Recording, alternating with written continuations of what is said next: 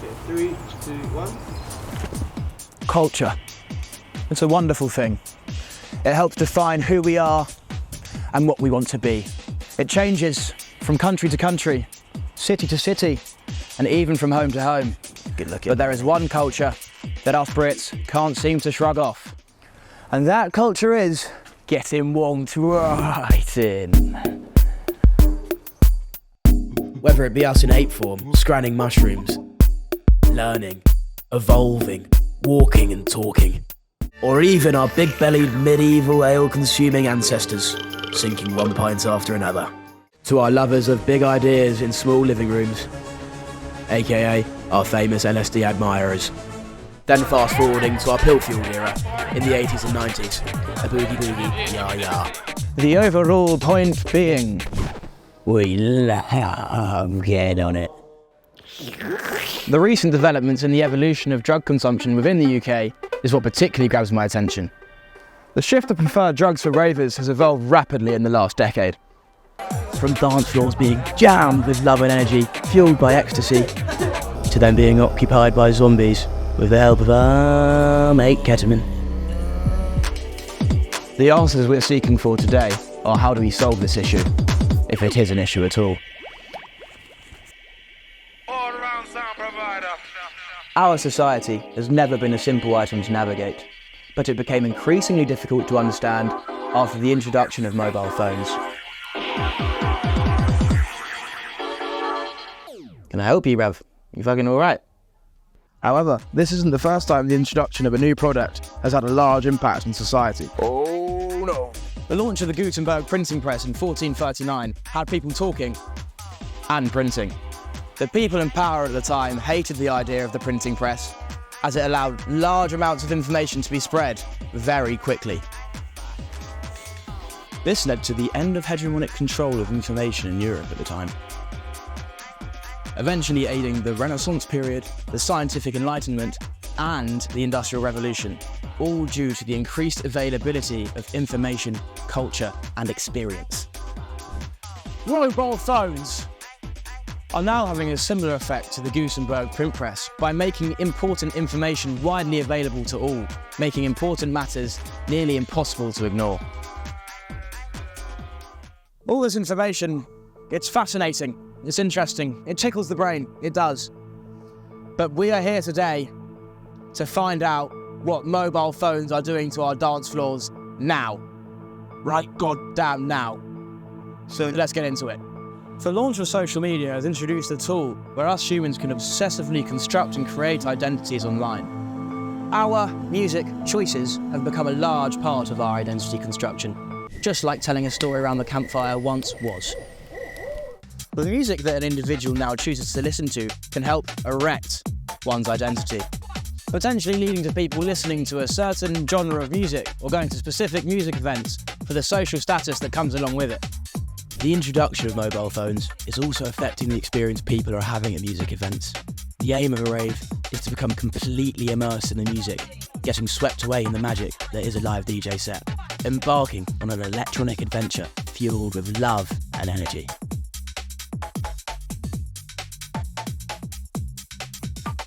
However, this destination has become increasingly difficult to arrive at due to the constant availability of the latest technologies at our sessions. And now the sad truth is, attaining videos has become more important to ravers than raving itself. But I will have you know that the introductions of phones have had a very, very positive impact on our scene by allowing small minority artists to grow and release music on platforms when they might have not had the opportunity to do so before. Also, the increased availability of phones at sessions is increasing our exposure and growing our events beyond what we could imagine.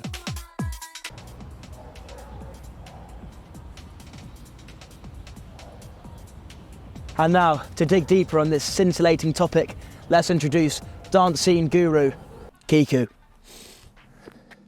Hello, Billy. Nice to see you, mate. How you doing? Yeah, I'm good, thank you. Yourself? No, I'm not too bad. Good travel down? It's all right. It is all right. Bit Too bumpy, hard. bit bumpy, you Bit said. bumpy, yeah. No, happens. So how do you think the introduction of mobile phones have changed the dynamics of enjoying a live DJ set? I always believe that going to a party, you should be looking for the best possible experience. And from my own experiences of like enjoying like nightlife and partying and club culture, I've always found like the best nights that I have is when either mobile phones have been banned, so it's just like there's no bullshit, there's no like you don't get your phone out and that's it, or just the nights where I've just not really got my phone out. I just find I love it when you look down at your clock or the time and you've lost like 3-4 hours, you think, oh fuck, there's only an hour left. When I go to Zurich and I go to a club called Friedrichsbrooks, there's a no phones policy, no picture policy, and you go down to this, like you go into the club, you don't know what it looks like inside because there's no photos online. You go down there and it's just like this proper like little playground and it's just weird. It's got like, disco balls and there's like little crevices, there's like a little loft where you can go up. It's an enigma. You go down there and you like, no one's got their phones out, so the whole crowd is relaxed. There's no security walking around. There's like no one's like doing loads of drugs because they're not supposed to be, like they're not smashing it because it's a relaxed atmosphere. So for me, like, I don't hate mobile phones, but I just think if you're there to enhance your own experience and have the best possible experience of a party, you kind of just need to draw a line between it. Like, going on your phone is not the way to have a good time. Do you think that maybe the increased presence of social media within the dance scene has made people listen to music that maybe they don't like, but because it's big in their group or big within the scene, that they go listen to that for the social status that comes along with it? Yeah, I do. It becomes about clout. It's like, and I did a post before talking about art or clout. When did it stop becoming about the art to becoming about the clout of like going somewhere or being the DJ? And I think people who love music, like through and through, will always find their way through music, through just the sheer love of looking for more and loving music, if that makes sense. Yeah. Because I'd like to hear your opinions on it as well, because it allows me to like hear it from like a different perspective. Yeah. With the introduction of social media, it's so important to have that presence online, and I don't, as an event organiser myself, it bugs me how social media is more important than the music that I play or the vibe that I create. Like, if I'm not pushing the right things on social media, then my event won't do as well. And I know that is the times we live in, but it does upset me that it's not all about music anymore. It's not all about love and energy. It's more about how you advertise that and how you advertise this, instead of it all just being about the vibe that you can curate at a party. But with what you just said there was really interesting, because I feel like answering the question of what's changed with social media is 10-15 years ago that social media wasn't readily available, so you had to find ways of getting people to go to your parties. So I feel like it might have been a bit more personal. Yeah. Whereas now it's just like you're talking about, you need to do this on social media, you need to do that, you need to do this, and that's like a job within itself. It's a popularity contest, you know. You've got to be doing the right things on the trends and to like get people to come to your parties, where, as I don't know, I wasn't about, but back in the day, I feel like it was more on a vibe, on the music. It was less about the things you do outside of the party and more about the party, and I feel like that's getting lost a little bit at the moment. Yeah, because I feel like people want to use social media as a tool, and we should be using it as a tool to grow a party, but then when you see like social media become so dominating, it rewards the wrong things in a way.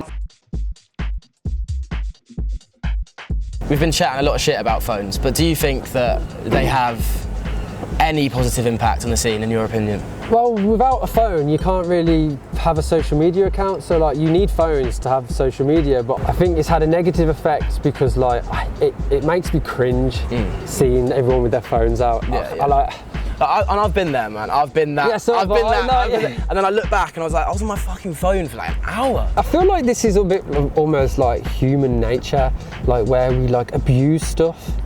Like, it's like, at what point did it just not be enough to remember it in your head, where you have to like have it on your phone to keep reliving it? Like for me, like I love the fact that my best memories are just like fucking remembering being in the crowd, like fucking partying, having like the best time, like just being like doing stuff I probably shouldn't have been doing, like getting way too wonky, just like just being an idiot.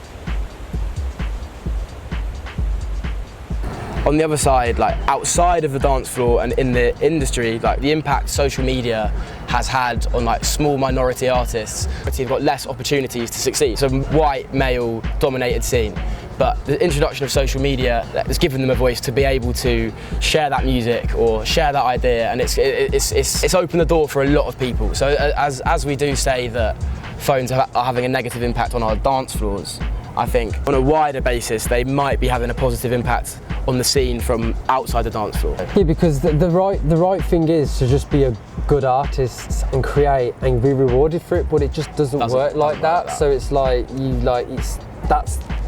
that would be nice, but like the reality is you just can't have that. It's because TikTok and Instagram and music have just all been rolled up into one. Do you know what I mean? And you've got to be able to use that and that to be able to be a successful musician. It's like a whole different ball game now. Like if you're not focusing on specifically the dance floor, then mobile phones are great because like they've enabled me to build a business and a platform. So I can't be like, oh, I don't think we should have mobile phones. Yeah. But if you ask me, do I want to be on my mobile phone all day?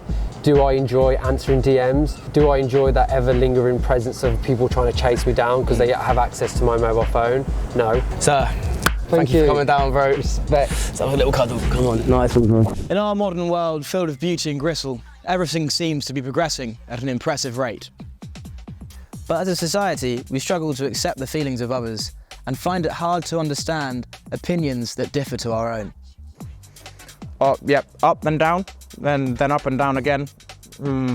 Perfect. Now, to further explore acceptance culture within the dance scene, let's introduce the amazingly talented Hendy. Hello, Yasmin. Hello. How are you? I'm good, thank you. How are you? I'm not too bad. How was your commute down? Oh, not too bad. You know the drill. 1 hour train. Fantastic news. So the topic we're talking about today is acceptance culture within our dance scene, and you are probably the perfect person to ask about this. So without further ado, crack on. So talking on the topic of acceptance culture within our dance scene, have you encountered any prejudice within the scene before? Yeah, I have, and I've always wanted someone to ask you this, so thank you. Oh, no problem. So it can be anything from like microaggressions to blatant sexism. I've turned up to clubs before, like big clubs in London, and I've played there multiple times, and every time I turn up to the artist entrance, they refuse to believe I'm a DJ. I have to go call the promoter, get him to come and collect me. And then there's bigger things such as when I worked in the hospitality industry, I was working as a barista, and I was having a chat with this regular customer that was coming in, and he was a professional cricket player, and I told him I was a DJ. Basically, long story short, he was offering me £3,000 a night to play at this big club, but I had to have lines of coke sniffed off my stomach at the end of the night. So this was in my workplace as well. If you're a DJ or a musician, that's fucking insane. That can't always be your full-time job. You know, I'm always working hospitality on the side, and you know, not being in a completely safe space in your music side of life, and then also not feeling completely safe in your hospitality work can, you know, really affect you. So, moving on from that, what advice would you give to other aspiring women DJs in the same position as you? So, I would say assert yourself. So just be confident in what you're doing, and you know, learn the skill really well. As a woman, you get so much more hate than a man. For example, Girls Don't Sink. You've obviously heard of them. They're killing the scene at the moment. They've just done a tour in Australia. But if you look at the comments on every single YouTube video, boiler room set, whatever, you know, filmed set, there's so much hate, and I just don't think that would happen for a male DJ. No. And I think that's so important. If you see lineups of just men, like, you should say something to the promoters, because there are hundreds and thousands of talented women out there. It's just we're getting overlooked for these men.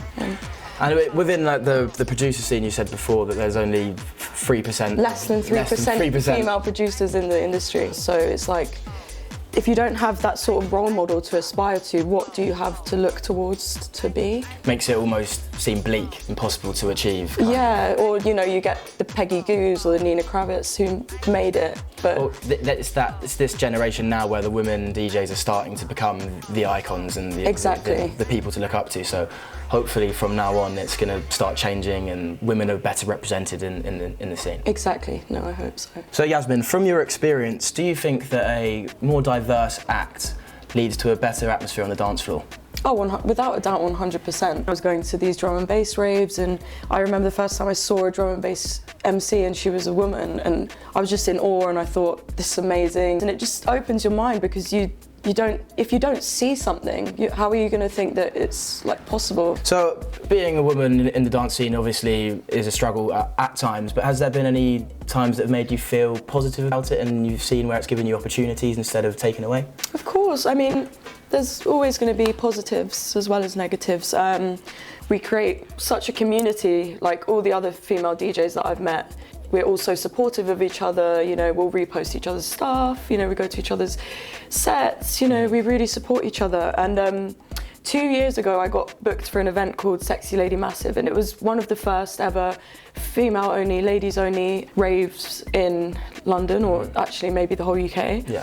And I actually made really good friends with the girl who runs it, and we ended up like becoming sort of a brand, a collective. We do takeovers around the UK, and I've made some lifelong friends through DJing. Like, I never would have met these people if it wasn't for what I do, and I'd call them, some of them, my best friends now. So I feel like being a woman is so much more community minded, whereas men might be a bit more competitive or an individual. I definitely feel that within the scene. It's almost you're competing with other people instead of where I think it should be. If you're succeeding, then I succeed more. Kind of thing. I think that 100%. Is more present within the women's scene. 100%. Like, bring people up if you can. Why not? Because you never know, that person that you've given a set might overtake you. And that's really important, in my opinion, for these young boys to see girls doing their thing, seeing women doing their thing, and then that becomes a norm, and it should completely be a norm, but for some reason isn't. When I saw that, like, girl garage DJs, girls dancing on the stage, women smiling in the crowd, it just really inspired me. I think it makes such a difference if you're wanting to get into the industry. I just think it is such a better vibe when there's not just women, but as you said before, like Punjabi DJs or people from different backgrounds bringing their cultures to the dance floor, you know, bringing their experiences from their country or their region, or, you know, just from their town. Exactly. Just bringing their style. It's just so much cooler than just it being the same shit over and over just again. Like white men DJs just playing the same shit over and over. It's just, it's really inspiring. Completely agreed, man. Completely agreed. Nice. I'd like to wag my chin in the direction of us groovers, dancers and wigglers. No one knows how to move like us, or love like us. We've got the stamina of Prime and Golo. We won't stop until our hearts drop. Our culture seems to know no bounds when it comes to accepting the feelings, thoughts and beliefs of our fellow ravers.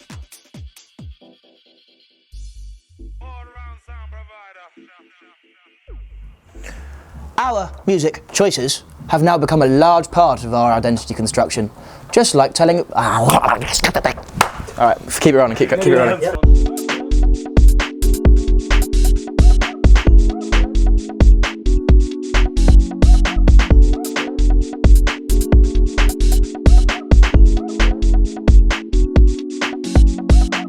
Right in, boys. No, horrible. Right in. Didn't like it. Right in, at the boys. Still wasn't it. Just talk so it's not empty. Just keep talking to us. It's too quiet. Hype us up, boys. It means we're going.